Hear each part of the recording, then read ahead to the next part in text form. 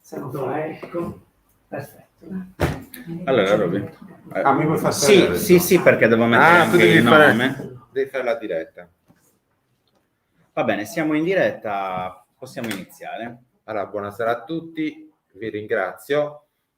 Abbiamo avuto timore con Roberto di avere tantissima gente e di non poterlo ospitare e di riversarci in strada per fare l'iniziativa. Vabbè, però abbiamo comunque la nostra sala a disposizione. L'altro, no, vabbè, sempre in difficoltà. Sto prendendo quello di Roberto. Allora, la domanda che mi ha fatto Roberto è di presentare la scuola. La scuola in questo momento è un luogo di aggregazione dove ci si confronta. Le attività che stiamo facendo spesso sono i venerdì, i cosiddetti caffè politici, che sono degli incontri informali, abbastanza free, possiamo dire, dove poi chiamiamo degli esperti, delle persone comunque quantomeno competenti per affrontare determinate tematiche. L'ultimo che abbiamo fatto riguardava quello che sta succedendo in Iran. Non potevamo ignorare quello che è successo l'altro giorno a Cagliari, il crollo dell'aula magna di Trentino, che per me, per Roberto, è qualcosa di inconcepibile che possa accadere, soprattutto pensando che sino a qualche ora prima ci stavano circa 200 studenti. Ma io che non frequento le aule universitarie da tanto tempo, la cosa che mi ha colpito è il fatto di sapere, di venire a conoscenza che non soltanto quell'aula era pericolante, ma anche le aule di Viale Fra Ignazio, ad esempio, dove io ho studiato tanti anni fa, quelle di economia, giurisprudenza e di scienze politiche, non sono in condizioni migliori. Tant'è vero che ho una figlia che frequenta quell'università che ha detto che dopo hanno chiuso 4-5 aule, se non sbaglio, ma che la situazione anche in Viale Fra Ignazio non è di certo ottimale. Quindi un approfondimento su questo è quantomeno necessario da parte della scuola. Abbiamo pensato soprattutto di rivolgerci ai giovani e di fare un confronto con Roberto, che è sempre sensibile e attento a tutto quello che succede a Cagliari. Quindi a te la parola, Robin. Grazie, Robby. Allora, buonasera a tutti e a tutte, insomma, benvenuti a questa iniziativa che abbiamo organizzato in collaborazione con la Scuola di Cultura Politica Francesco Cocco, con il Manifesto Sardo e con le compagne e i compagni di Resistenza Civile che saluto, che ci stanno ascoltando ora in diretta. Chi sono? Chi è Resistenza Civile? È un gruppo che è nato a livello italiano, nel territorio italiano, per fare ricerca politica, antifascista, a difesa della Carta Costituzionale, a difesa dei diritti civili, sociali e umani, e abbiamo pensato di connetterci a loro anche perché la questione del crollo dell'Aula Magna non riguarda solamente Cagliari, riguarda tutta l'università pubblica italiana, riguarda tutto il sistema della conoscenza e della formazione. Erano passate le 21:45 quando è crollata, letteralmente collassata su se stessa, l'ex Aula Magna di Geologia, che veniva utilizzata come aula di lezione e laboratori della facoltà di lingue.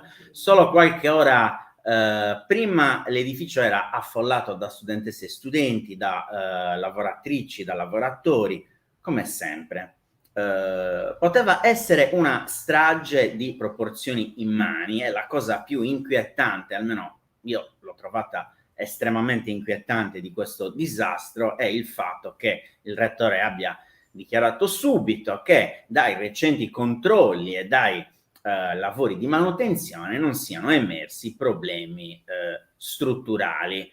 Non è l'unico recente crollo dell'università. Se fate una ricerca sui crolli nelle università, una ricerca su internet, su qualsiasi motore di ricerca, vi comparirà sicuramente Salerno, Milano, Monza, Firenze, Bologna e ora Cagliari. Non parliamo di crolli avvenuti 10-20 anni fa, ma parliamo di crolli che sono avvenuti quest'anno, che sono avvenuti l'anno scorso. L'università italiana è costellata di continui crolli di soffitti, solai, tetti e ora pure intere aule. È evidente che occorrerà attendere i risultati delle verifiche, degli accertamenti tecnici per comprendere le cause del crollo. È evidente che bisognerà attendere la conclusione delle indagini della magistratura per comprendere le responsabilità che ci sono dietro questo crollo, ma ciò che è accaduto apre molti interrogativi, come tra l'altro si è ben espressa nel blog della scuola di cultura politica proprio la docente Cristina Lavinio. Sì, apre molti interrogativi questo crollo, riflessioni per chi come noi della scuola, come noi del Manifesto Sardo, come noi di Resistenza Civile, come anche i movimenti degli studenti e delle studentesse, il sindacato, apre delle riflessioni per chi è abituato da sempre a denunciare le drammatiche condizioni in cui versa l'università italiana, la scuola italiana, tutta l'edilizia pubblica connessa con il mondo della conoscenza e della formazione. È veramente difficile non leggere ciò che è accaduto, davvero difficile, con gli occhi di chi già conosce i risultati disastrosi della riduzione del libero accesso al sapere. Da quando l'università non è più uno spazio pubblico, laico e democratico, da quando l'università è stata contaminata dalla disuguaglianza e dalle logiche del mercato e del profitto, persino dell'industria militare in un luogo come la Sardegna, che è terra di occupazione militare, terra di fabbrica di bombe e di morte. Quindi è davvero difficile non trovare un legame con gli edifici che crollano dopo oltre 30 anni di politiche liberiste che hanno tagliato diritti, mercificato saperi e conoscenza. Quindi l'appello che faccio per aprire questo confronto e favorire questo dibattito è riflettiamoci e facciamo qualcosa subito. Bene. Grazie, chiamo Simona Fanzecco a dialogare con noi, la segretaria generale della CGIL di Cagliari. Grazie Roberto, grazie per l'invito a partecipare a questa iniziativa.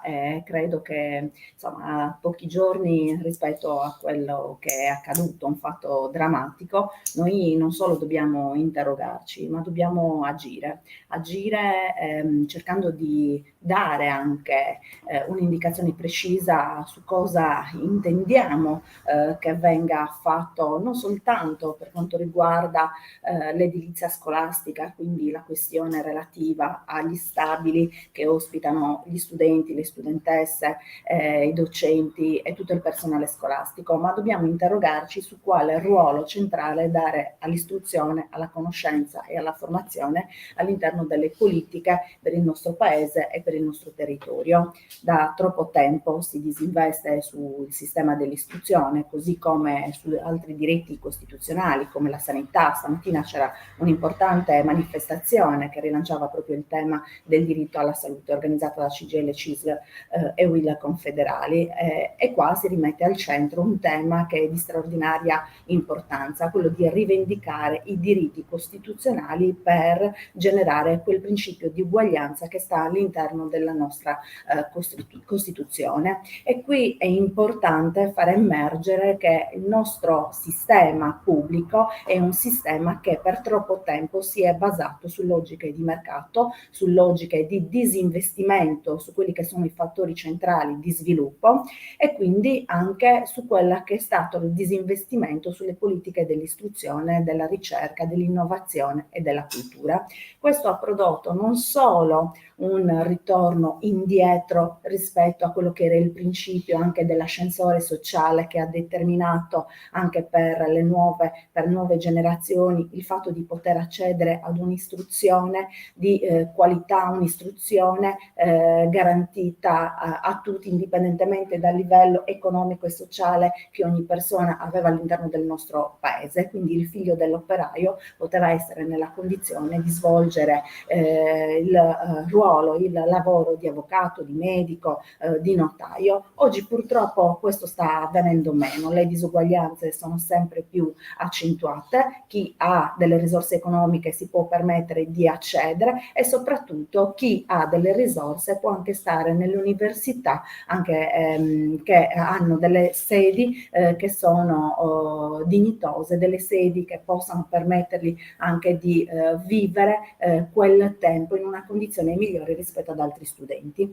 Quello che è capitato i giorni scorsi è veramente terribile perché avrebbe potuto produrre una strage e questo noi lo dobbiamo dire ad alta voce, dobbiamo indignarci, dobbiamo trasformare anche quella protesta e quell'azione individuale che colpisce ognuno di noi e farla diventare nuovamente una forma di azione collettiva per rivendicare quelli che sono questi principi e lo dobbiamo fare attraverso un'azione forte che gli studenti, le studentesse devono portare avanti attraverso anche l'apporto degli insegnanti, del personale scolastico, anche nella logica di rafforzare quello che è il ruolo centrale dell'istruzione.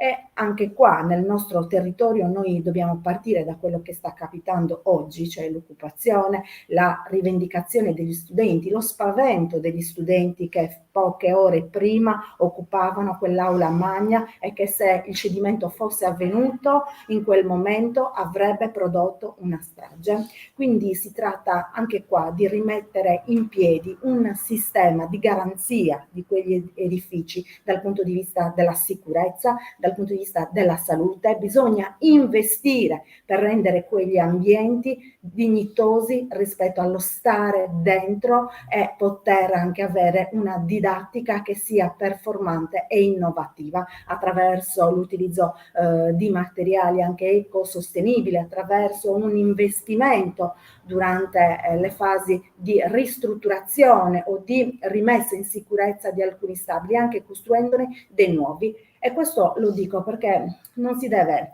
utilizzare sempre la logica del massimo ribasso quando si fanno le gare degli appalti, quando si usano lavoratori per diciamo mettere anche delle pezze rispetto ad un sistema che non funziona, magari sottopagandoli, facendo degli appalti, dei subappalti e delle condizioni di lavoro precarie e senza nessun tipo di logica di rispetto delle norme sulla salute e sulla sicurezza. Abbiamo visto anche i dati per quanto riguarda gli infortuni sul lavoro, le morti sul lavoro e questo è un modo anche con il quale si porta avanti una politica del paese che non tiene conto di quella che è il principio che deve dare pienamente diritto a vivere e a vivere con serenità. Non si può pensare che nel terzo millennio crollino delle scuole, che si muoia sul lavoro, che gli studenti non abbiano e le studentesse non abbiano un luogo sicuro per poter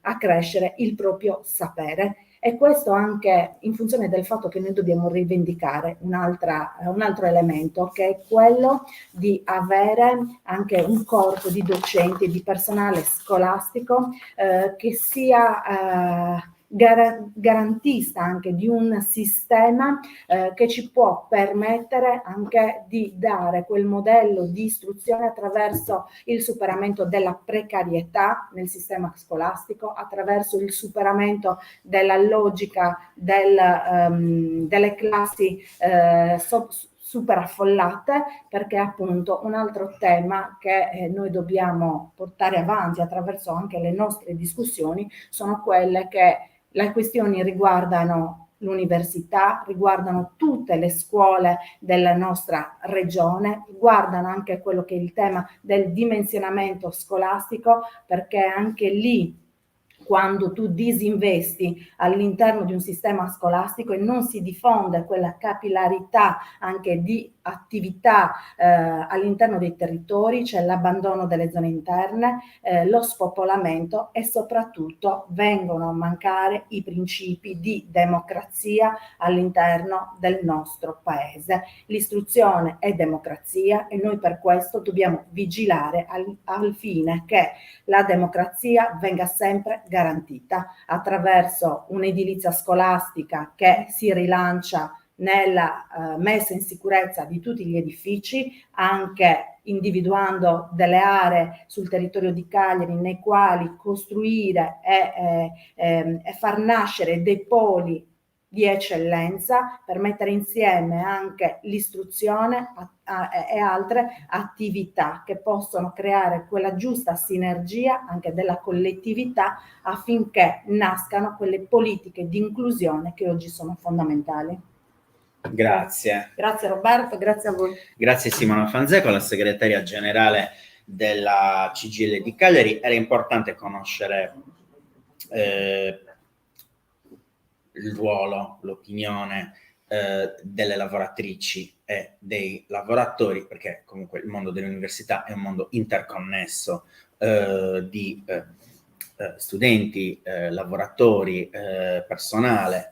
Cosa fa il movimento studentesco? Come si sta comportando? O i movimenti studenteschi a Cagliari, all'Università di Cagliari? Quali forme di mobilitazione ha intrapreso? Quali proposte concrete vengono portate avanti dalla rappresentanza studentesca, dalle associazioni studentesche? Abbiamo coinvolto Alessandro Ghinami, che è un rappresentante del movimento studentesco denominato Reset Unica, che invito a spiegarci proprio quali prospettive di lotta sono presenti all'Università di Cagliari con il movimento studentesco.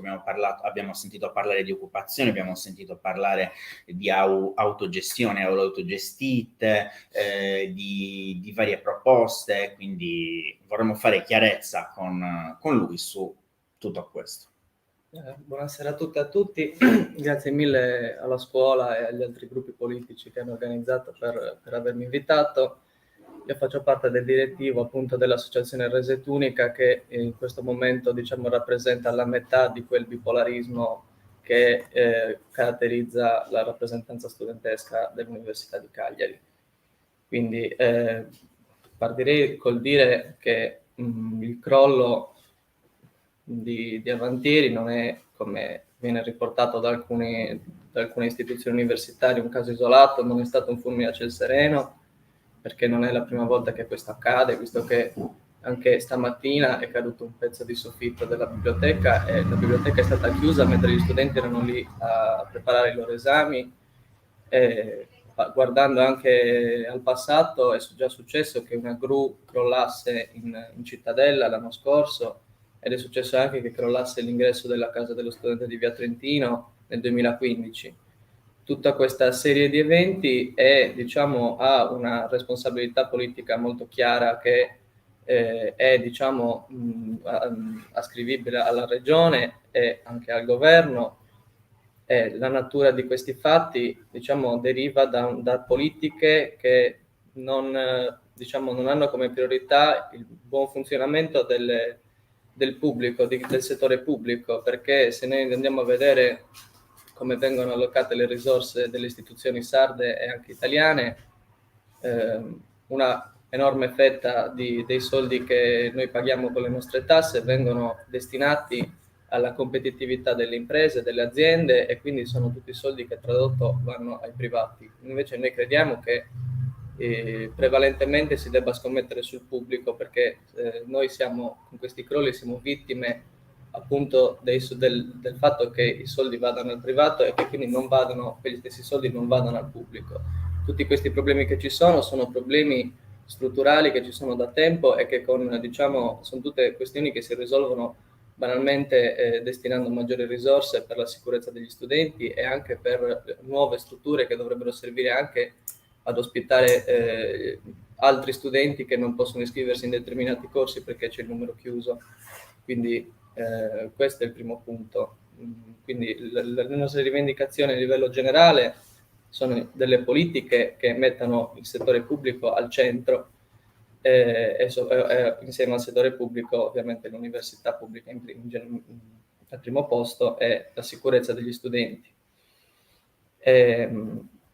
Poi quello che noi rivendichiamo adesso relativamente alle strutture è una serie di controlli che il Rettore ha già annunciato, ma una serie di controlli che siano realmente efficaci, perché una delle cose che sono emerse dall'assemblea dell'altro giorno è che ci sono controlli più o meno costosi, controlli più o meno sicuri e che quindi non si badi a spese per quando c'è di mezzo la sicurezza degli studenti.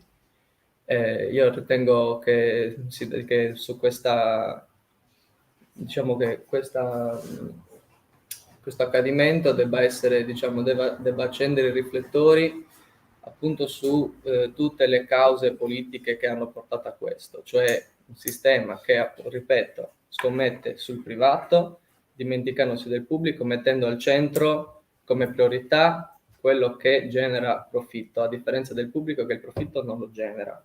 E questa è una cosa che fa la destra, ma anche la sinistra italiana ed europea si è, illusa del fatto che poi, scommettendo sul privato, poi in qualche modo questo generasse un beneficio anche per la collettività. Siccome adesso mi sembra abbastanza evidente che questo meccanismo non avvenga e che non abbia alcun riscontro, si metta il pubblico in sicurezza strutturalmente e se lo si metta al centro delle politiche della nostra politica.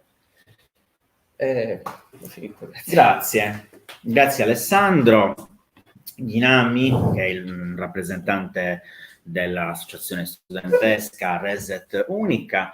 Ora vorrei chiamare Bianca Pili. Bianca Pili è una studentessa, ma è soprattutto un'attivista di Fridays for Future di Cagliari. Cosa c'entra un'organizzazione internazionale, globale, che si batte per i diritti del clima, per l'ecologia, con il crollo dell'Università di Cagliari? Ebbene, c'entra perché, come vi spiegavo prima, i mondi sono interconnessi dentro l'università e anche le cause di un crollo, che apparentemente possono essere legate solamente a un problema strutturale, invece sono fortemente connesse con il sistema che fino ad oggi ha gestito anche l'organizzazione dell'università. Quindi lascio la parola a Bianca Pili. Grazie Roberto, grazie quindi al Manifesto Sardo, alla Scuola Politica Francesco Cocco e al Movimento Resistenza Civile per questo invito. Io sono attivista di Fridays for Future e referente del gruppo locale di Cagliari. Come gruppo locale noi aderiamo attualmente all'occupazione che si sta svolgendo nell'Aula Magna Capitini dell'Università in seguito appunto al crollo che è avvenuto il 18 ottobre dell'Aula Magna Varda Basso. Abbiamo deciso di aderire non solo perché siamo tutti quanti studenti e studentesse dell'università o delle scuole, ma anche perché appunto nell'agenda climatica che abbiamo portato avanti e che abbiamo cercato di mettere all'attenzione dei principali partiti italiani e sardi durante il periodo della campagna elettorale. Il quarto punto è proprio quello dell'edilizia, cioè il patrimonio edilizio unico in Italia è il consumatore è il responsabile del 39% delle emissioni di gas serra da solo, il settore civile, di cui il settore civile è del 7%. Quindi ecco, diciamo che attualmente noi riteniamo che da questo punto di vista una maggiore attenzione, un maggiore stanziamento di fondi per quanto riguarda la riduzione delle emissioni da parte del patrimonio edilizio sarebbe anche un momento per mettere a posto quelle che sono strutture che da anni non vengono appunto aggiustate per via proprio della riduzione dei fondi che vengono stanziati per l'università. Secondo il disegno di legge 1274, che è stato approvato il 10 dicembre del 2021 ed è entrato, diciamo, è stato registrato dalla Corte dei Conti il 4 gennaio del 2022, sono stati stanziati nelle università italiane 1 miliardo, volevo dire, 400 milioni di euro per le università. Per quanto riguarda l'edilizia universitaria, l'Università di Cagliari ha percepito solamente di questi soldi 1.156.000 euro. Com'è possibile restaurare tutte le aule, dati anche la frequenza con cui avvengono questi crolli, renderle anche meno impattanti dal punto di vista delle emissioni energetiche, cioè delle emissioni di gas serra, e quindi anche, diciamo, ridurre le loro emissioni, il loro, diciamo, impiego di energia, renderle più sostenibili da questo punto di vista con così pochi soldi? È praticamente impossibile. Quindi questo è sicuramente uno dei punti che ci ha portato ad avvicinarci al movimento che sta nascendo adesso all'Università di Cagliari. Attualmente c'è l'occupazione appunto in corso dell'Aula Magna Capitini. Ci siamo riuniti in assemblea dopo il corteo che è nato appunto in seguito al sit-in che è stato indetto mercoledì mattina. E attualmente l'occupazione sta ancora andando avanti, ci siamo date delle rivendicazioni, tra i quali c'è proprio il fondo, appunto, l'istituzione di un piano dell'edilizia universitaria, cioè fare pressione affinché vengano veramente, cioè, venga ricostruita la nostra università, perché questo è stato un caso eclatante, è anche molto impattante dal punto di vista visivo. Cioè ci sono molte foto che girano sui social di quella che era l'aula Vardabasso pochi minuti prima del crollo e diciamo la foto dell'aula Vardabasso il giorno dopo, la mattina dopo, ed è molto impattante. Però ecco, diciamo che, come stava dicendo anche prima Alessandro, sono molto frequenti questi crolli dentro le strutture universitarie, sia quelle appunto a carico dell'Università di Cagliari che quelle dell'Ente Nazionale per il Diritto allo Studio. Il 9 gennaio del 2021 c'è stato il cedimento diciamo del soffitto della terrazzina della casa dello studente di Via Biasi ed erano caduti dei laterizi anche di dimensioni abbastanza importanti davanti alla finestra di uno studente. E l'accesso ai balconi era obbligato per via delle norme antincendio per poter fare la raccolta differenziata, quindi stiamo parlando veramente di una situazione abbastanza disastrosa. Scandalosa. Allora, l'Ente regionale per il diritto allo studio si è adoperato per fare un progetto immediatamente, nonostante la fase delicata in cui si trovava, perché era in fase di commissariamento in quel momento, però era un progetto straordinario. Cioè noi stavamo vivendo là dentro, quando era già stato fatto, come si poteva non procedere altrimenti, al che infatti i lavori sono iniziati con ancora gli studenti dentro. Io mi auguro che ci siano i fondi necessari anche per le case dello studente, perché anche dal punto di vista, ad esempio, del problema climatico, tutti questi crolli anche che molto spesso si registrano all'interno delle università, anche italiane, tu prima hai accennato dei casi come quello di Milano, come quello di Palermo, quelli sono tutti quasi relativi a eventi climatici, cioè alla presenza di forti piogge, alla presenza di vento, e sicuramente l'edilizia universitaria va migliorata anche da questo punto di vista, anche perché se non rispettiamo gli standard, diciamo, per alzare, per l'innalzamento, ecco, di un grado e mezzo del clima, rischiamo proprio che questi eventi diventino ancora più tragici. E quindi ecco, potrebbero le nostre strutture non essere più adeguate. Un'altra cosa molto importante è l'innalzamento in percentuale delle spese che vanno destinate appunto all'esercito. Cioè si sta decidendo, sotto anche richiesta da parte della NATO, una fetta sempre più grande di soldi da dare, diciamo, per l'industria militare. E invece l'istruzione viene messa da parte. Quindi ecco, noi attualmente stiamo cercando di far sì che quello che è successo non vada, diciamo, a dimenticarsi, ecco, non venga dimenticato. Magari a volte anche facendo degli errori, può darsi, però comunque vogliamo lanciare un segnale alla politica, sia regionale ma anche italiana, riguardo appunto quelle che sono le nostre richieste anche come Università di Cagliari. Ci servono sicuramente più fondi per poter ricostruire la nostra università. Ci sono tantissimi studenti, tantissime studentesse che non si sentono al sicuro. Ho sentito diverse persone che non stanno andando a lezione per questo motivo e quindi è, diciamo, una cosa di primaria importanza. Quindi ecco, io vorrei anche invitarvi da questo punto di vista a seguire con interesse, anche perché no, con atteggiamento critico, quello che si sta svolgendo attualmente nell'Aula Magna Capitini. Ci sono diciamo, è possibile informarsi da questo punto di vista, anche perché abbiamo bisogno del sostegno di tutti e tutte, dei docenti, del personale tecnico-amministrativo, di tutte le componenti che ruotano attorno al mondo dell'istruzione. Quindi niente, questo. Grazie. Grazie a te. Allora, grazie Bianca Pili, l'attivista e la studentessa di Fridays for Future di Cagliari. Diciamo che dai nostri 3 interventi, dei nostri 3 relatori, sono emersi sicuramente 2 responsabili, al di là delle indagini della magistratura e al di là delle verifiche tecniche che verranno fatte a breve dagli organismi predisposti a farle. Sicuramente ci sono 2 grandi responsabili di quello che sta accadendo all'università italiana. Uno, l'ha detto Bianca, la crisi climatica, e l'altro è, come negarlo, il neoliberismo e le politiche dell'austerità. Difficile negarlo, anche noi possiamo sicuramente affidarci alle preghiere, come ha fatto il sindaco di Cagliari, cercare di allontanare il destino cinico e baro, ma senza paura di essere smentito, credo che le politiche che siano state fatte fino ad oggi al mondo della conoscenza, al mondo della formazione, della cultura, siano state delle politiche sbagliate. E quindi sta a noi anche fare delle proposte. Io penso che questa debba essere semplicemente la prima assemblea fatta a pochi giorni di distanza dall'accaduto, per capire che cosa fare in futuro insieme a tante altre organizzazioni, a tante altre personalità, insieme ai movimenti degli studenti. Bianca ha citato l'occupazione dell'Aula Capitini.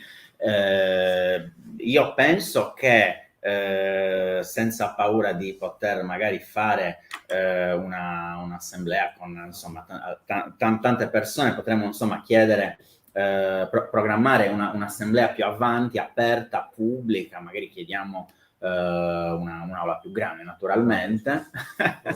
Certo, sì, vieni qui perché stai facendo le dirette. Sì, perché siamo in diretta. Ma io ho 2 schermi, poi mi dicono devo guardare qui o lì, vabbè. Allora, la proposta che faccio io a te come Manifesto Sardo e noi come scuola, innanzitutto, è di andare e raccogliere l'appello e di andare a vedere cosa sta succedendo nell'aula, dove gli studenti si stanno vedendo, e poi scrivere e diffondere nei nostri blog e dare massima ampiezza.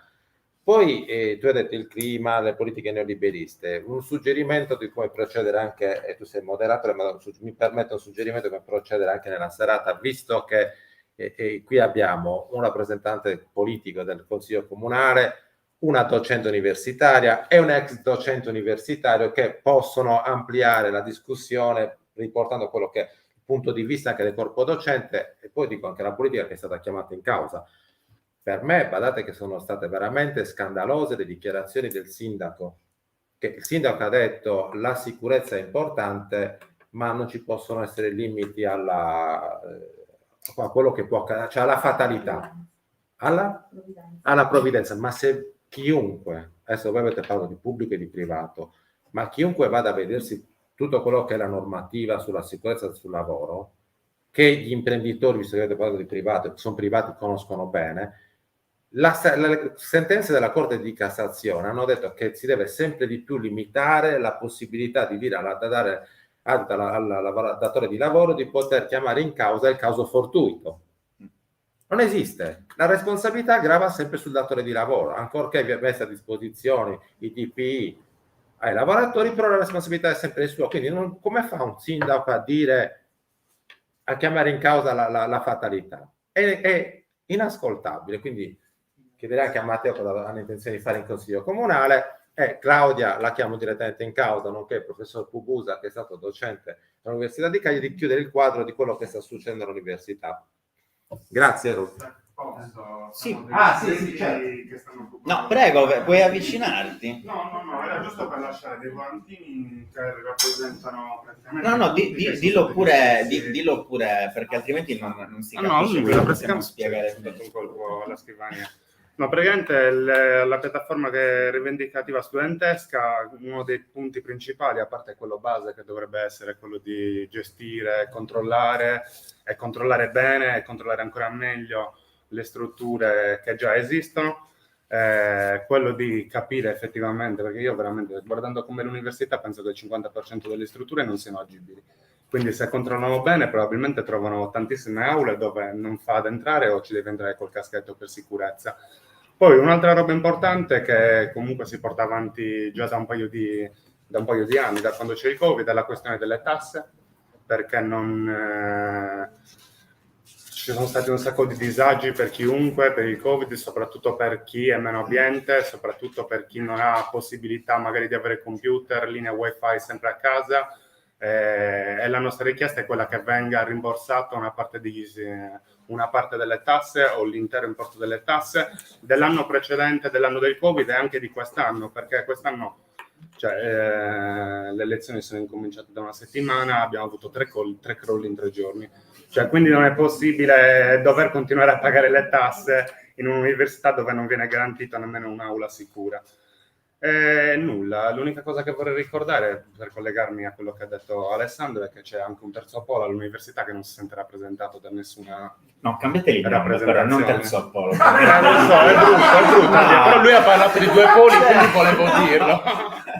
Lui ha parlato di 2 poli e quindi volevo dirlo. Va bene, ma come si chiama questa organizzazione? No, non c'è nessuna organizzazione, è semplicemente movimento un'assemblea studentesco nata auto-organizzato. spontaneamente dopo l'occupazione. Come ti chiami? Io sono Mattia Serais. Grazie. Prego. Arrivederci ragazzi. Va bene. Certo. Sì, dobbiamo andare. Ti chiediamo di avvicinarti, però.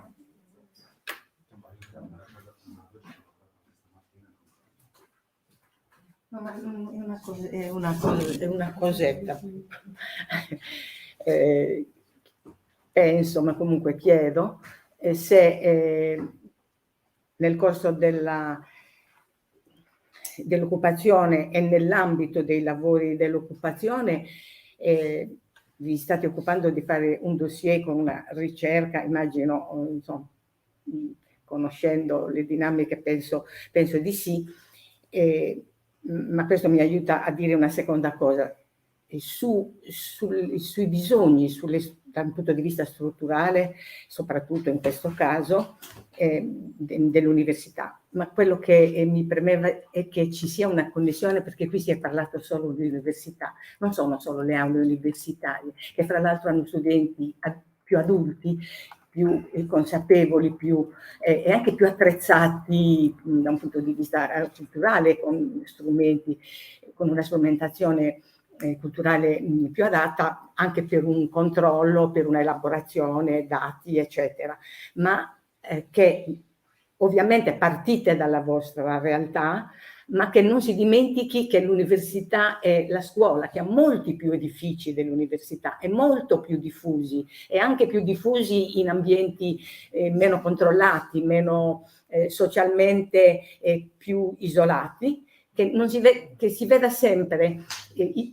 sempre i problemi dell'università da un punto di vista strutturale, degli edifici, della loro sicurezza, insieme con quelli della scuola. Questo è un contributo anche che gli universitari, che appunto sono più grandi e attrezzati, possono dare ai loro colleghi più giovani. Ma la cosa che mi interessa da un punto di vista pratico e mi interessa come prospettiva, questo volevo suggerire.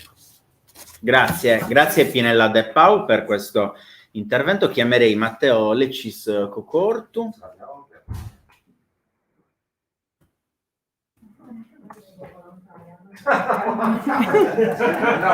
come professoressa ti chiamiamo in casa, stavolta è piano. Volontaria. Matteo Lecis Cocortu è un consigliere comunale di Cagliari.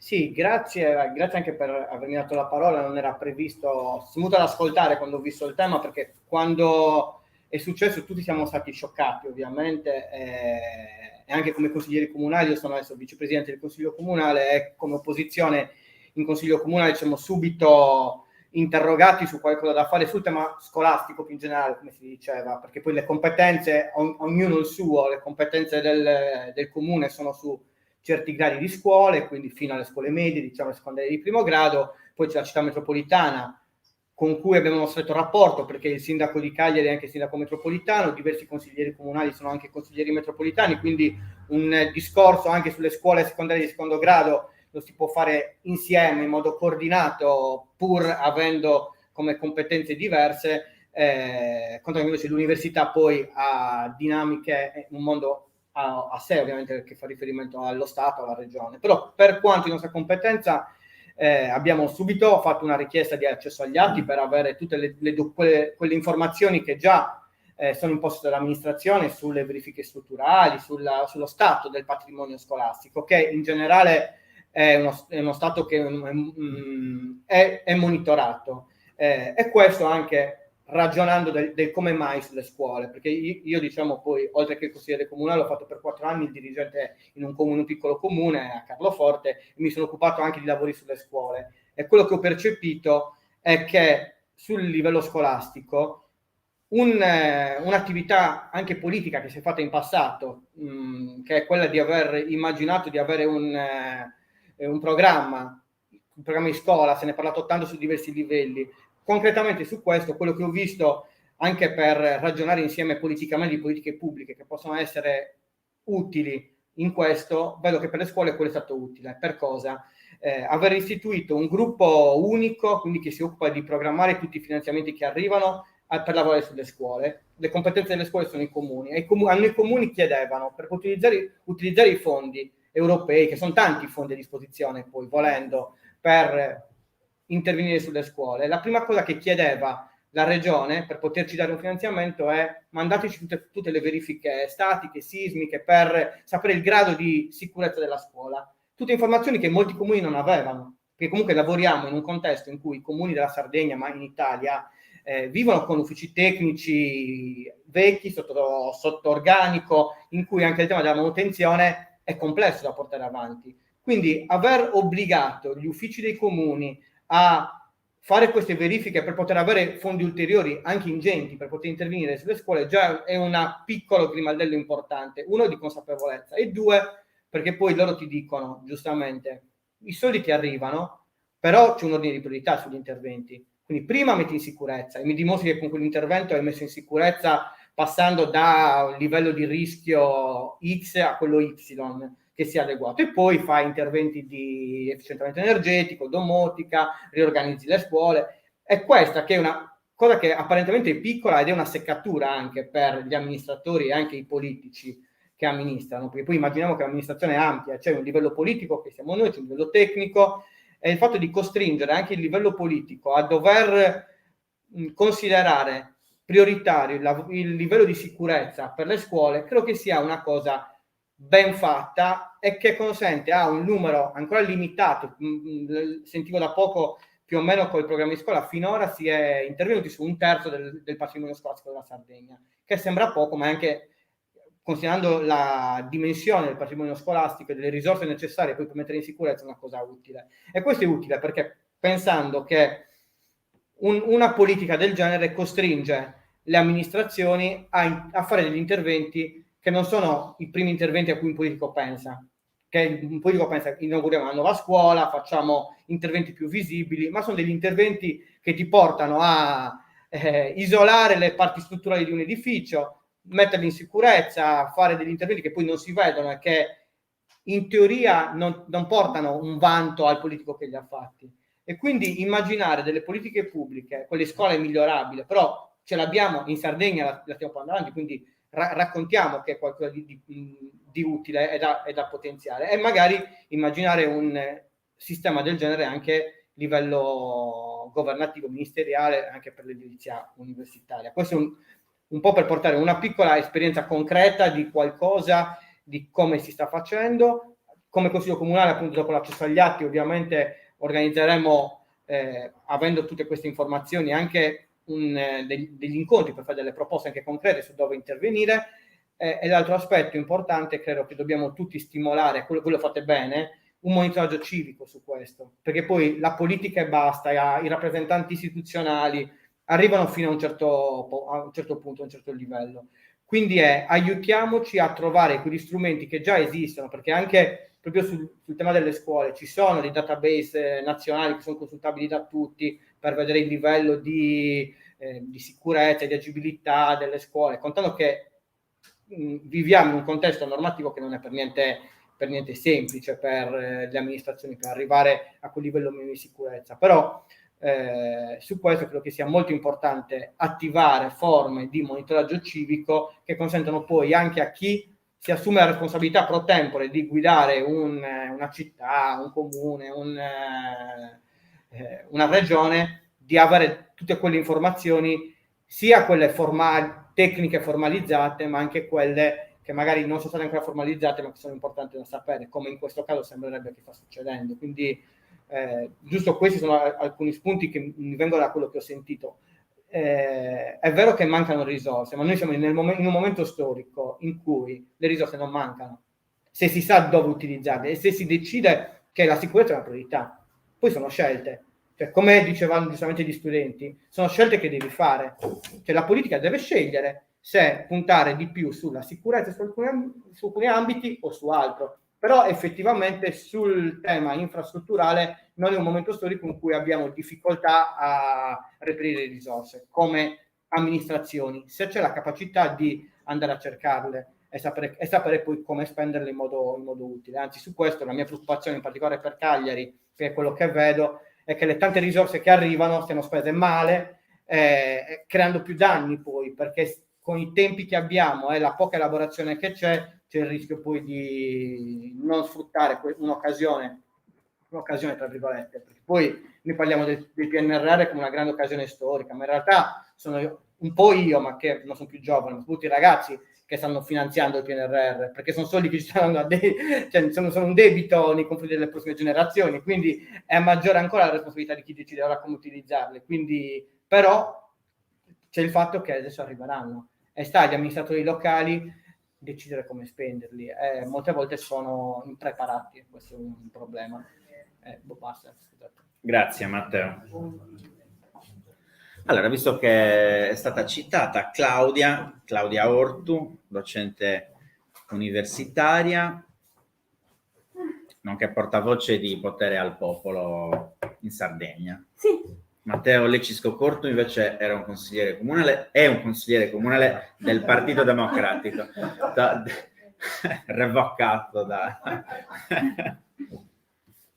Sì, scusate, mi sono fatta 2 appunti velocemente per poter parlare, non ero neanche sicura di riuscire a venire, sono contenta di essere riuscita, scusate, sono un po' sconvolta, però vorrei, sì, un attimo così, no, io vorrei partire da una battuta sul titolo che mi dà lo spunto poi per provare a elaborare qualcosa. Beh, chiaramente prima di tutto parlo a titolo personale e vorrei anche cercare di rimanere proprio su un ambito prettamente, come posso dire, anche umano, volendo. Il titolo di questa iniziativa è "L'università sicura è quella che non crolla".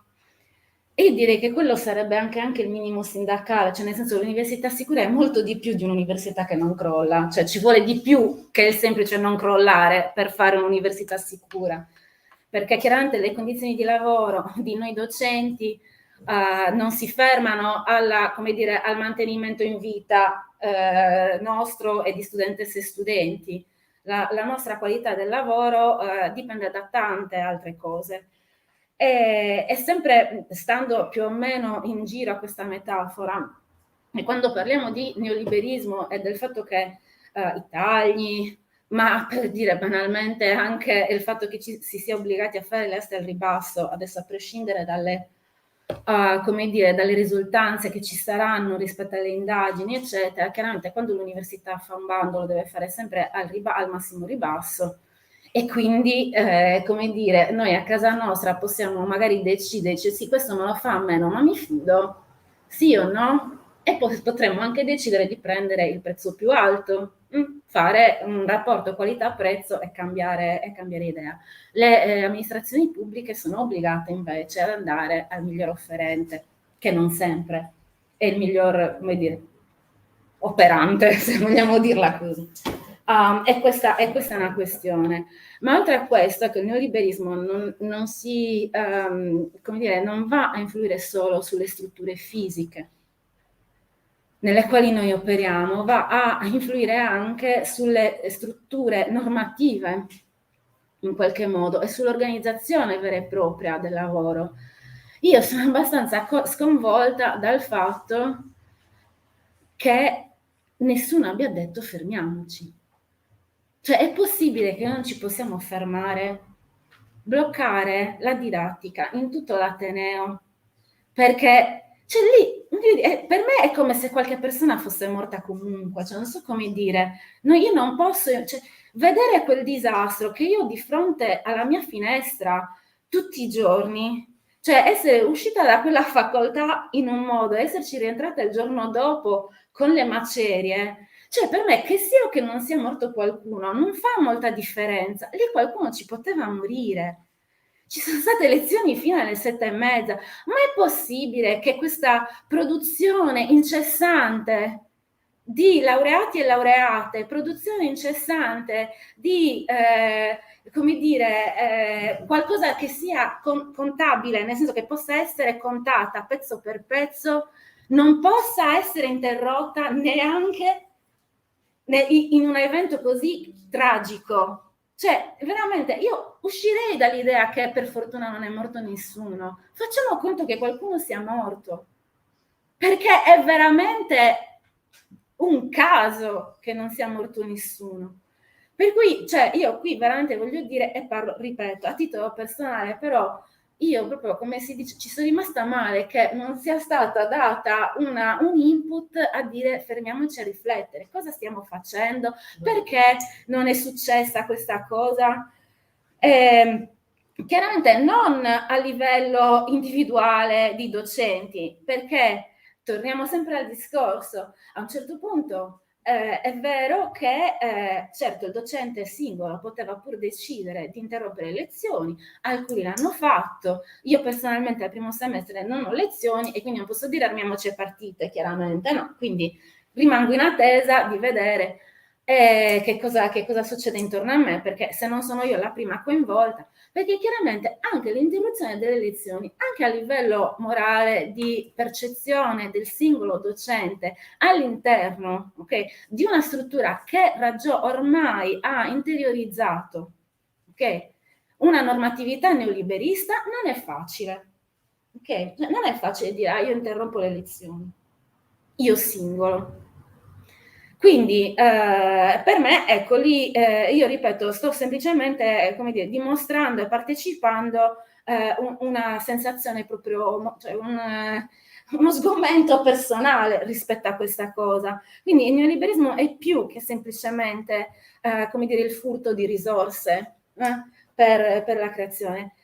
Chiaramente sono molto contenta che abbiate pensato di andare, come dire, a trovare studentesse e studenti che stanno occupando l'aula Capitini. Scusate, adesso mi viene in mente un'altra cosa per quanto riguarda come dire, l'ambivalenza delle strutture, cioè stare su questo doppio piano di struttura e poi comportamenti. In facoltà io ho notato, cioè questi giorni, ho notato che aule occupabili, cioè nelle quali l'occupazione è comoda, non ce ne sono più. Nel senso che tutte le nostre aule a disposizione, tranne la Vardabasso che è crollata, sono aule con le sedie fissate a terra. Questo vuol dire che l'occupazione, per dire, non si può permettere, a meno che non ci siano numeri molto ristretti, di creare un cerchio di discussione. Ok? Quindi finisce che si crea una presidenza e un uditorio, per esempio. Cioè perché quella struttura implica e questo già la dice lunga, implica una divisione gerarchica. Che in altre situazioni, io da studentessa qualche occupazione l'ho fatta, in altre situazioni le aule erano flessibili.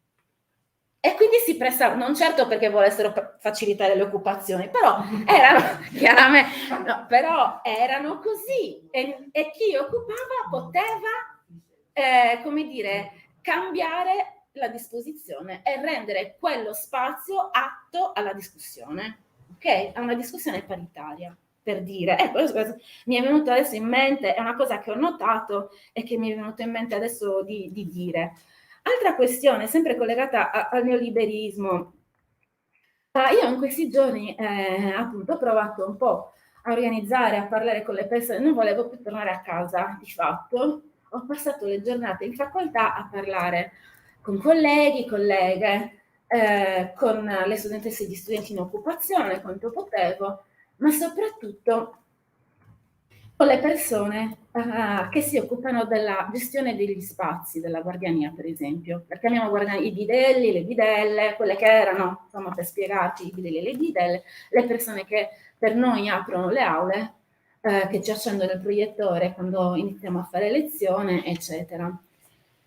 E il neoliberismo vuol dire anche che, a parte il precariato quello accademico, che rende decisamente più ricattabili le persone, esiste un precariato che non voglio fare scale di valore, però che trovo odioso, almeno tanto quanto, che è esattamente quello che riguarda queste categorie.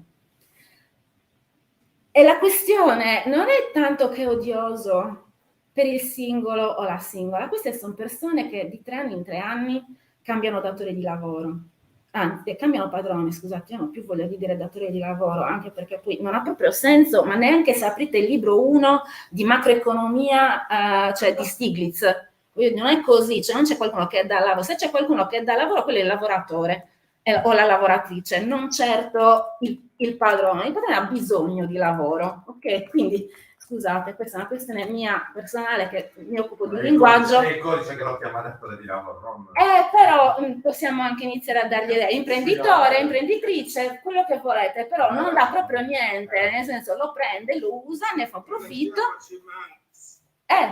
Così. Sempre presente. No, qualunque ha detto Matteo. Anch'io ho sentito Marx.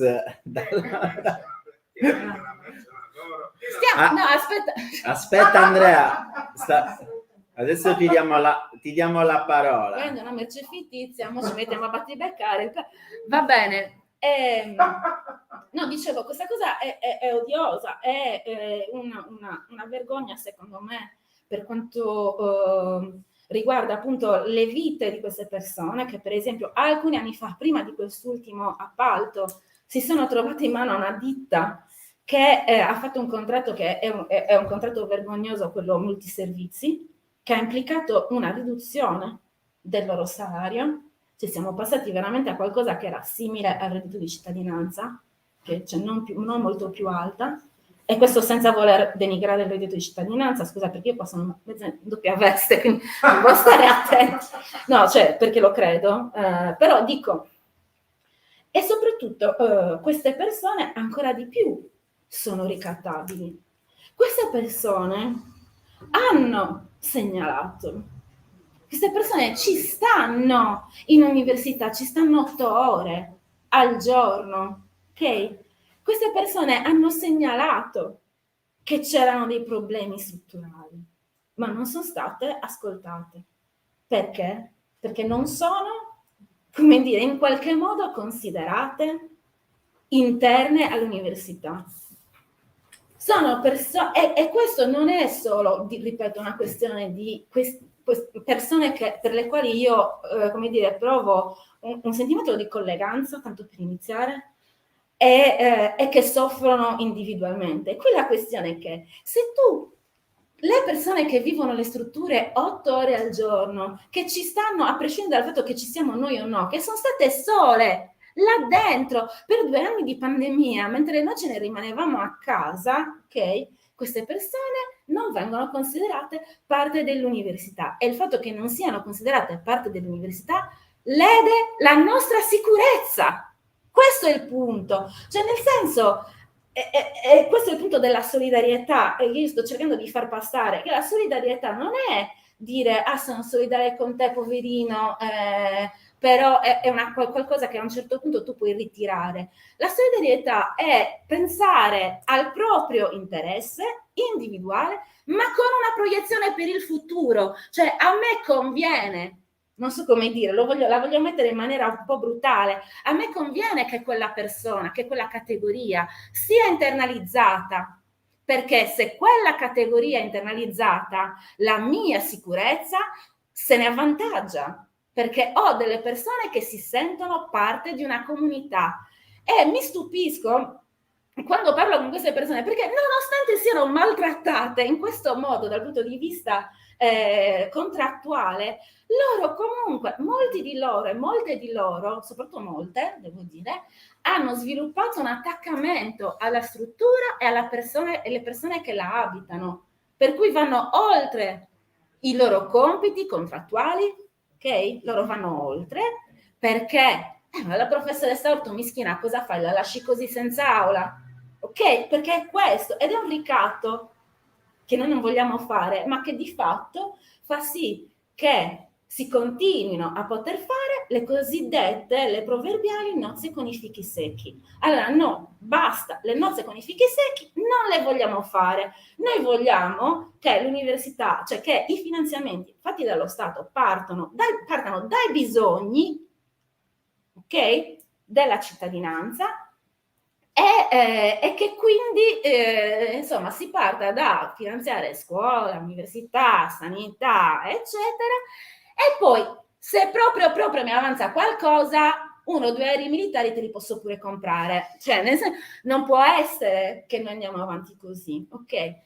Chiudo dicendo, ricordatevi che, adesso vediamo il professor Pugusa se mi lascia dire, ho paura perché non mi ricordo del riferimento normativo, ma questa è una cosa importante, ricordiamoci che le lezioni universitarie sono pubbliche e gratuite. Qualunque cittadino o cittadina può venire a seguirsi un corso universitario dall'inizio alla fine, imparare qualcosa, non darà l'esame, non si prenderà il titolo, ma l'università è vostra e quindi vi chiedo di difenderla con le unghie e coi denti. Grazie. Grazie Claudia Ortu, visto che è stato citato più volte e si sente la sua voce da remoto. Diamo la parola ad Andrea Pugusa, docente universitario e portavoce del Comitato contro le armi e per la trattativa. Come facciamo ad aumentare a tutto volume la voce di Andrea? Perché dipende da lui anche, perché no, perché l'unico intervento da remoto è siccome ci sono 2 computer. Sente benissimo. Allora io vorrei innanzitutto esprimere un plauso agli organizzatori, perché in effetti hanno, con una tempestività mirevole, messo all'ordine del giorno del dibattito cagliaritano una questione che è molto seria, come è stato rilevato dagli interventi precedenti. Non solo, ma vorrei anche dire che perché non è un taglio di pura protesta o di pura, ma insomma, vengono fuori delle proposte. Allora, io ricordo questo, che penso mantenga un carattere di attualità, e cioè che in via Sant'Ignazio, dove io ho insegnato per tanti decenni, per alcuni decenni, c'è una parte degli immobili che, come sapete, sono tutti immobili che prima erano destinati a opere, diciamo così, cosa un po' da boom, di carità, strutture pubbliche volte ai ciechi, ai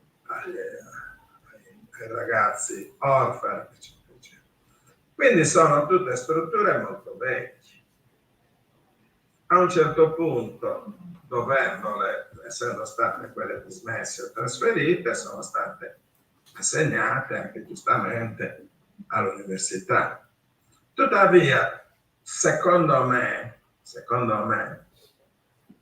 non c'è stata, o comunque andrebbe verificato, se nel trasferimento e comunque nell'uso di queste vecchie strutture ci sono state o ci sono con continuità delle verifiche.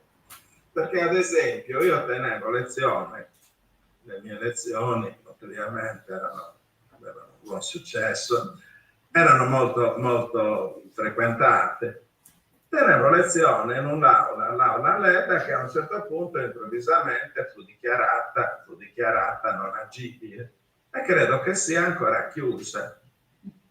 Tuttavia io avevo chiesto allora, perché era un'aula importante, sulla base di quali verifiche, di quali accertamenti si fosse giunti a questa decisione, e nessuno mi aveva saputo rispondere. Avevo poi saputo, brevi, così come si sta parlando, con chi c'è, che in effetti nessun ingegnere voleva assumersi la responsabilità di dire se era agibile o non era agibile, allora la via più semplice era dichiarata non agibile, e credo che sia ancora in quella condizione. Allora, ecco dei punti importanti, concreti. Su quelle strutture, che sono tutte strutture ormai abbastanza vecchie, non so se di fine 800 o di primi 900, quali verifiche sono state fatte o quali verifiche si intende fare? Perché ovviamente quelle sono strutture nelle quali da un momento all'altro potrebbe accadere, in forme magari diverse, quello che è accaduto in via Trentino. Quindi il problema è che noi all'università abbiamo un ufficio tecnico.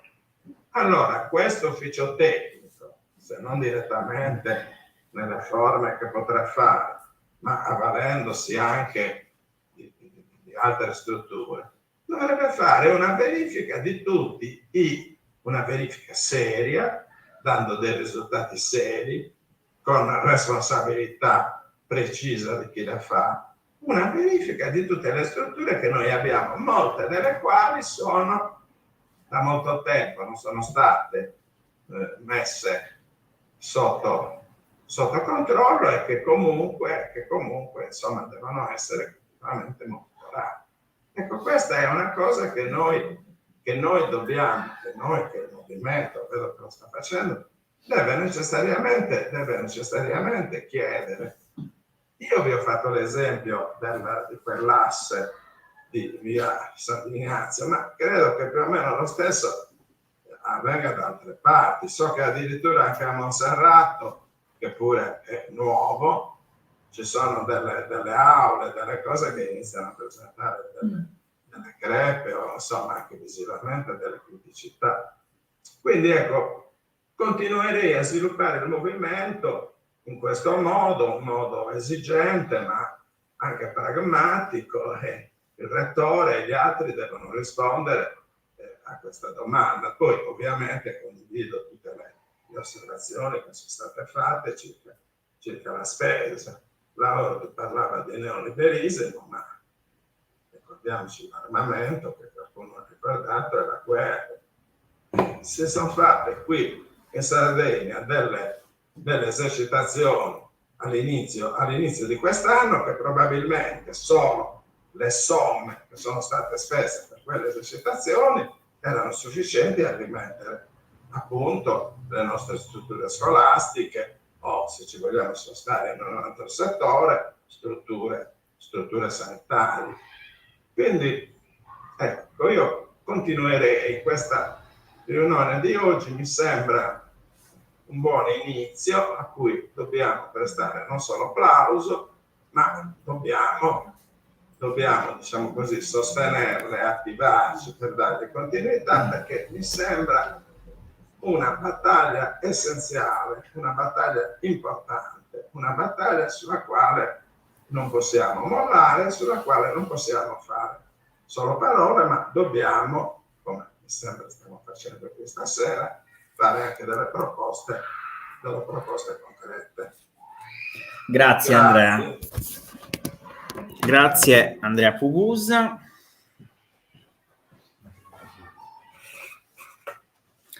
Va bene, io direi che possiamo avviarci alle conclusioni di questo confronto. A meno che... Comunque sia la sede a disposizione. Posso intervenire? Ah, certo, sì, Rossana De Pau, sì, Rossana De Pau. Io mi rifaccio all'ultimo intervento che è stato molto concreto, pur avendo il respiro ampio che deve avere. Quando ho sentito di questo crollo, ho pensato che questo crollo è reale, è stato pericolosissimo ovviamente, ce la siamo scampata, se la sono scampata, ma è un poco una metafora di quello che ci sta capitando intorno. Però non voglio parlare dei massimi sistemi, mi voglio rifare al discorso del giovane consigliere comunale che ha parlato a proposito di sicurezza, di scelte politiche. Ecco, con i pochi soldi che ci sono, anche se fossero molti, bisognerebbe fermarsi proprio sul significato di sicurezza, perché per me sicurezza è sicurezza intanto della vita, ma sicurezza anche di poter operare nel proprio lavoro in maniera diciamo serena, in maniera oltre che sicura anche funzionale. Che cos'è sicurezza, per esempio, per chi ci amministra? Fare dei blocchi, la sicurezza di impedire che ci siano delle presenze che vengono dal mare, dall'aereo, dall'aria un po' meno. E per noi che cos'è sicurezza? Per me è per esempio un controllo della situazione logistica, per questo caso, ma sicurezza è anche un controllo, se vogliamo ampliare, ma siamo sempre lì, delle strade. Perché un giovane deve essere, se se n'è scappata all'università, deve essere ucciso sul marciapiede, all'università o a scuola, perché le scuole appunto sono molto più numerose. Si tratta non solo di prevenire crolli, si tratta di prevenire qualunque cosa metta in difficoltà, metta non solo appunto ci faccia rischiare la vita, ma metta in difficoltà quella che è la nostra attività. Noi dobbiamo avere anche un comfort nel lavoro. Le nostre scuole sono adeguate o bisogna aspettare ogni pandemia per inventarsi qualche cosa che non serve a niente? Sono adeguate a quello che capita e che può capitare nella vita comune, perché un'influenza o anche un'influenza che è pandemia è sempre in agguato. Allora il discorso mi sembra che si debba spostare sul controllo in generale, sulle responsabilità che vanno ricercate in questo caso, perché ci sono, perché le responsabilità possono essere sia da imputare sia a un progetto che non è stato adeguatamente controllato, sia a una messa in opera che non è stata adeguatamente controllata.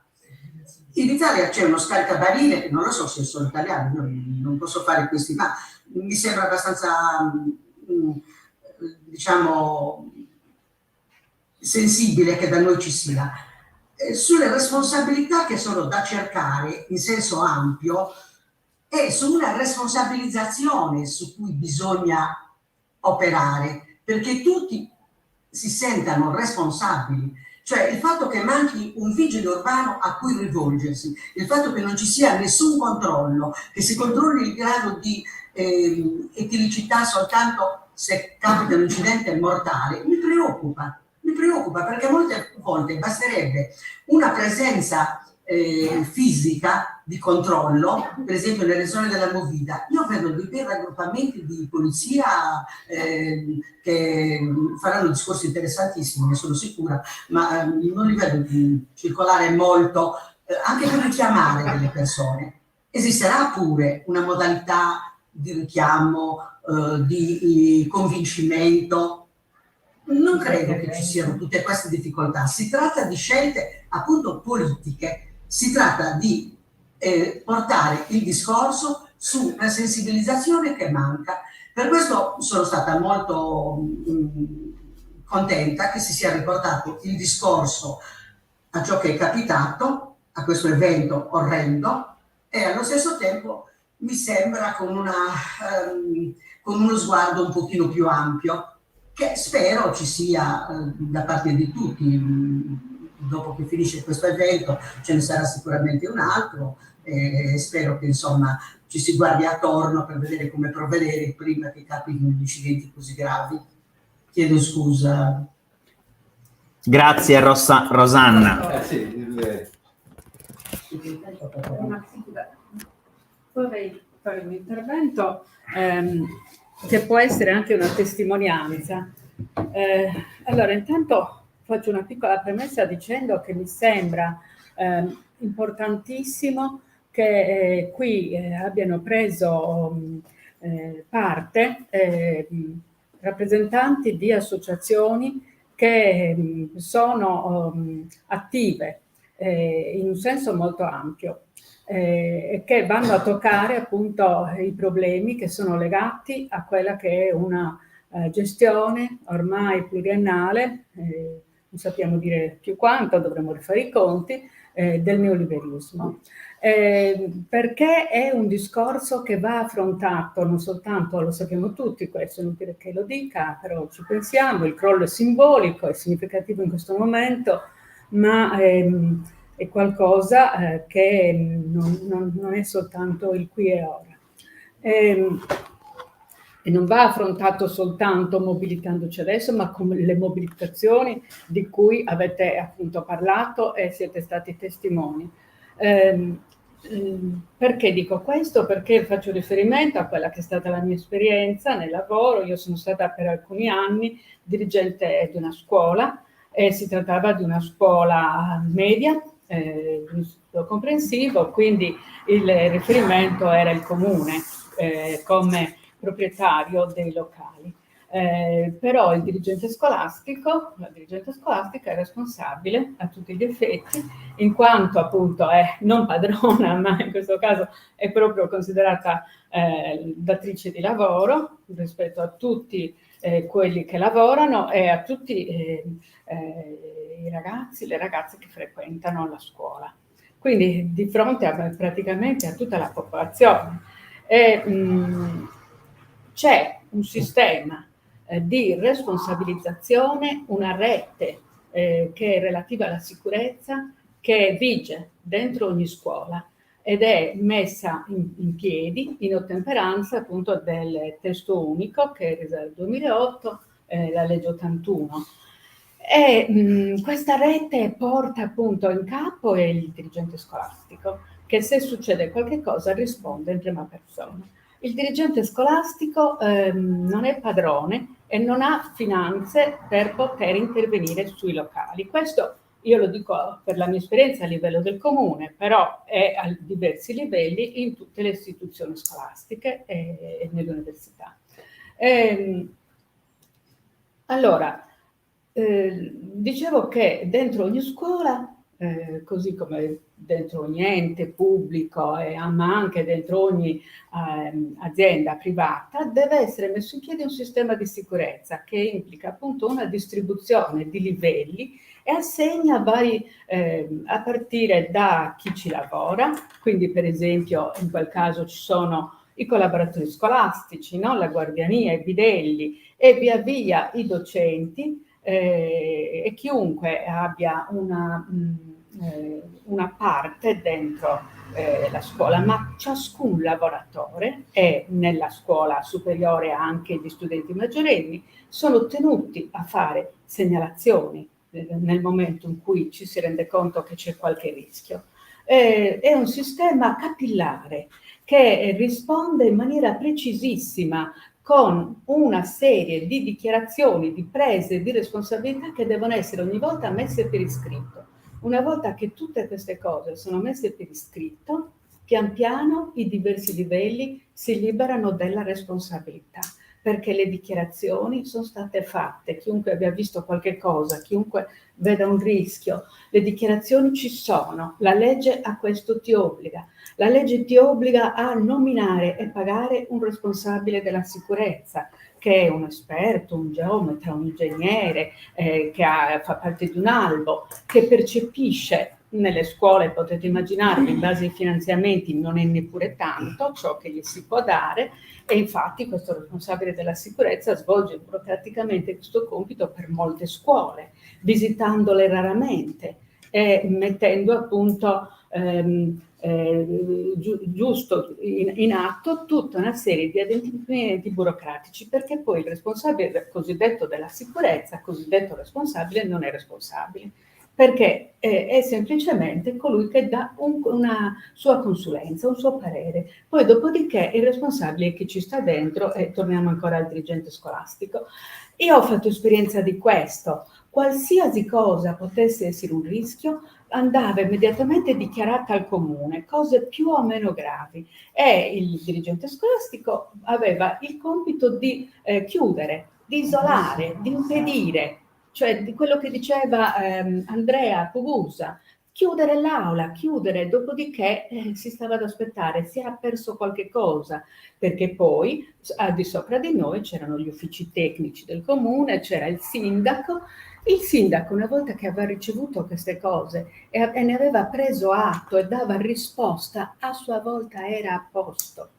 Non era responsabile neppure il sindaco, perché il sindaco doveva dimostrare di avere messo in bilancio le quote, i fondi che potevano essere ritagliati dal bilancio. Adesso ciò che ci diceva Matteo è importantissimo, perché parla anche della possibilità di andare nei progetti europei, progetti scuola, di cercare dei finanziamenti appositi, dove però ci sono delle strutture tecniche che funzionano, che queste ricerche le fanno, che vogliono farle. Non so quanto sono obbligati dalla legge ad andare a cercare i fondi. Dopodiché, chi è che era responsabile oltre il sindaco? Era responsabile chi non gli aveva dato i fondi, e il sindaco chiamava la responsabilità di questi, via via sino a risalire al ministro. Allora, che questione è? La sicurezza è una questione di politica, così come tutta la scuola. Grazie. Grazie per questa importante testimonianza. Ci sono altri interventi? Oppure possiamo concludere qui? Più che concludere, Però certo, diamoci dei compiti a casa. Ragazzi, vi invito anche, se volete... No, Robby, però dillo qua, avvicinati qui. Sì, ma come alle trasmissioni televisive che ogni volta ci sono. È una trasmissione televisiva. Tu le riporti come conduttore. Allora, l'invito, cioè, cosa può fare la scuola? Innanzitutto dare voce alle vostre istanze, se scrivete... Questa scuola. Qua sì, la scuola di cultura politica, la scuola, noi la nostra scuola, quindi se scrivete noi diamo massimo risalto nei nostri blog, Manifesto Sardo, Democrazia Oggi, chi più ne ha più ne metta. L'impegno come... basta. Ho capito, ma le nostre forze sono... C'è anche Vito Biorchi, le nostre forze sono queste, però non sono... Mettiamole a disposizione. L'impegno di andare a trovare i ragazzi la settimana prossima e te. Poi il supporto tecnico, qui Andrea è oltre che essere un professore, un legale, quindi l'aiuto che può dare anche ai movimenti per come muoversi all'interno dell'università, la scuola mette a disposizione quali sono le competenze che possiamo dare per aiutare di fatto il movimento.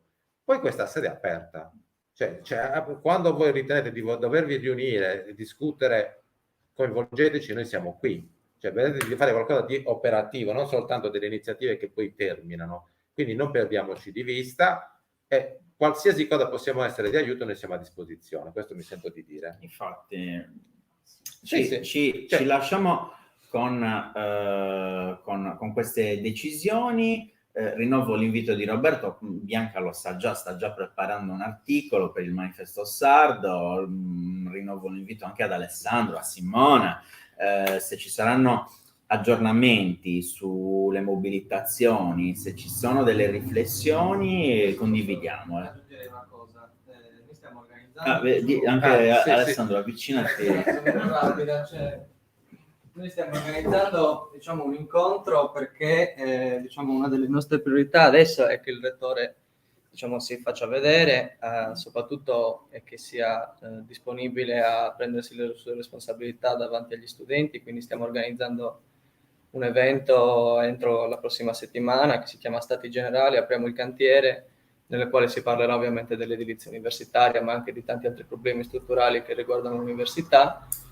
E quindi insomma, quando pubblicheremo ufficialmente questo evento, chiunque voglia partecipare ovviamente è benvenuto, ci sarà anche la stampa, e qualsiasi studente chiaramente voglia partecipare è giusto che veda e che sia libero di chiedere al rettore qualsiasi chiarimento sulle intenzioni e sulle responsabilità anche di questo crollo. Posso che aggiungo senza spostarmi, mi sentono? No, devi venire No, qui, dai. altrimenti non ti sentono. Non ti No, mi sentono perché la mia voce sto terminando. Il messaggio che stanno dando le istituzioni è totalmente negativo. Cioè, la deresponsabilizzazione che parte dal sindaco e dal rettore non va assolutamente bene, perché tu, Gabriele, hai citato le normative sulla sicurezza del lavoro. No, non va bene questa cosa che non ci sono le responsabilità. Questo perché non vorrei... Le responsabilità ci sono. No, ho capito, ma le dichiarazioni che stanno dando sono proprio che vanno contro le responsabilità perché chiamano in causa il caso Fortuno. Però c'è un'inchiesta con 4 indagati, tra cui il rettore. Quindi Ma non vorrei che questa inchiesta fosse un altro tipo dovuto che portasse all'archiviazione che poi alla fine non ci sono responsabilità. Questo perché a me ha colpito molto quello che diceva Claudia. Il fatto che fosse stato segnalato che le aule erano pericolanti, c'è un fatto che i magistrati dovrebbero sentire queste persone, che Claudia ha detto essere dimenticati, non sentirsi università stessi. Il timore è che finisca in un nulla di fatto, questo è il mio timore, non perché per forza, però sarebbe un cattivo esempio che possa poi risuccedere in futuro. Questo non deve accadere, dobbiamo vigilare attentamente. Sì, che non accada, deve lavorare si potrebbe... No, adesso stiamo parlando tutti insieme e non si capisce più nulla. Allora, io dico no. solo questo, senato accademico. Continua. Roby, concludi. No, perché è stato chiamato il senato accademico. Noi possiamo dare l'aiuto esterno non da studenti. No, io mi riferisco. Allora, adesso mi riferisco No, non ti capiamo se non ti avvicini. Non so se aveva finito Alessandro. No, io volevo, in realtà volevo aggiungere anche un'altra cosa in merito a quello che ha detto la signora prima, cioè lo sciopero, nel senso che lei diceva che in pochi professori hanno poi avallato quello che poteva essere la richiesta giustissima di non andare a lezione, di fermare le lezioni e di fermare questa smania anche di per forza dover seguire le lezioni, laurearsi, produrre dei laureati, eccetera. A parte che nessuno l'ha chiesto, perché noi abbiamo immediatamente dopo meno di un'ora chiamato lo sciopero generale, invitato tutti gli studenti a non recarsi a lezione il giorno dopo, e tantissimi studenti l'hanno fatto. Ci sono corsi che hanno scioperato al 100%, nei quali non è entrato nessuno. Ci sono anche professori che hanno quasi sgridato i pochi studenti che si sono recati a lezione, quindi questo ci fa piacere. Il problema sta nel fatto che scusate, però io non posso farmi mettere, cioè far dire... No, aspetta Claudia, no, scusa Claudia, no, abbi pazienza, lo ridici dopo, lo facciamo finire e poi intervieni tu. No, era solo per mettere in evidenza il fatto che quello che noi quelle cose che noi condanniamo, cioè la produzione di laureati spasmodica che continua a scapito di tutto, è permeata sia nella componente studentesca che nella componente, nelle componenti dell'Ateneo, gli uffici e i professori, quindi comunque questo è un problema che dobbiamo fronteggiare. Grazie. Claudia. No, scusate, perché io non ho detto che... vabbè. No, io voglio solo precisare che rimanga agli atti. Io non ho detto che nessuno ha fatto niente. Lo sciopero generale non lo chiamano gli studenti, quindi nel senso possono chiamarlo per se stessi nel caso, ma non lo chiamano gli studenti lo sciopero generale. È chiaro che è rimasto alla sensibilità del singolo e della singola decidere cosa fare. E io comunque non ho neanche detto, cioè non era neanche una critica a chi ha deciso di entrare in classe o a chi ha deciso di non entrare in classe. La mia era una manifestazione di malessere ed era quindi totalmente fuori da questo genere di valutazioni, delle decisioni individuali di ciascuno. Era una manifestazione di malessere e segnalare quello come un dato simbolico che ci dice in quali condizioni stiamo vivendo, che sono condizioni disumane che a volte ci costringono anche a dimenticarci della nostra umanità. Quindi non c'era nessuna, cioè non do giudizi sulle scelte individuali di nessuno. Quelle scelte individuali sono state fatte all'interno di un sistema. Ok? Quindi è il sistema che io stavo criticando. Quindi non mettetemi, cioè nel senso, non fatemi dire cose che non ho detto. Vorrei fare una proposta. No, Andrea, no, aspetta. Prima devo dire una cosa. Vabbè, ma deve intervenire Alessandro e poi lo dici, fai dopo la proposta. Io devo dire una cosa velocissima, perché prima ho accennato al Senato accademico, ho detto che ci ricordi come ti chiami? Alessandro Chitti. Allora, è importante sicuramente occupare e tutto quanto, però di pari passo ci deve essere anche il contatto con il rettore, perché se non si parla con loro non si va da nessuna parte, ci deve essere l'interrogazione, ci deve essere una serie di cose che vanno fatte, come dicevo prima, da lì vanno fatte in Senato accademico, in CDA, bla bla bla. Questo. Cioè le due vie devono esistere, non può esistere solo quella dell'occupazione. E quindi le assemblee che sono state elette dagli studenti, che quindi hanno il compito di rappresentare gli studenti, devono per forza interfacciarsi col rettore. Questo lo dico a voi ragazzi che avete organizzato l'occupazione. Poi non potete anche avvicinarvi prima di incontrare il rettore, non c'è problema. Certo, ma quello ho mandato via ieri, ti ricordo, tacciato di essere nemico della rivoluzione. Vabbè. Invece di, secondo me, questo io lo dico, io non faccio parte degli organi, sono le cose migliori, non faccio parte degli organi centrali, quindi sono delle cose sono delle cose bellissime. Io voglio dire una cosa fuori dal contesto, io non faccio parte degli organi centrali, quindi posso dirlo tranquillamente. Secondo me non ha senso fare due vie. Io sono d'accordo con te. Quindi, però io so che c'erano persone il 19 pomeriggio, 19 sera, tant'è che poi alla fine cosa è successo dentro l'assemblea di pomeriggio? Non so se tu c'eri. Certo che c'ero. Ma anche nei rappresentanti rivendichiamo ovviamente l'occupazione. Allora, va bene, sono dinamiche che purtroppo no, ragazzi, scusate ragazzi, non si capisce niente, scusate, sono dinamiche che purtroppo noi non conosciamo, ma siamo molto interessati a conoscere, siamo incuriositi da tutte queste dinamiche interne fantastiche ai movimenti studenteschi, il terzo polo e via dicendo. Allora, diamo la parola ad Andrea Pupusa che voleva fare una proposta conclusiva.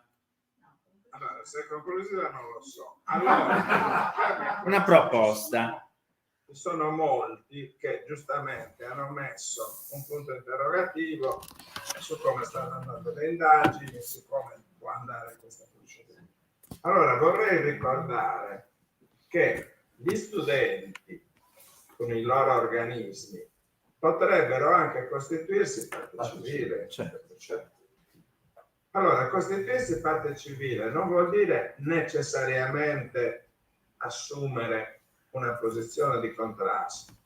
Vuol dire che dobbiamo trovare dei tecnici che analizzino la situazione e facciano una relazione e sulla base di quella relazione il gruppo, il collettivo, eccetera, eccetera, tramite avvocati si costituisce parte civile, cioè vuol dire che vuole fare parte della procedura, interloquire, presentare documenti, eccetera. Secondo me questo arrivati a un certo punto, è una cosa che bisognerebbe fare, che bisognerebbe sondare.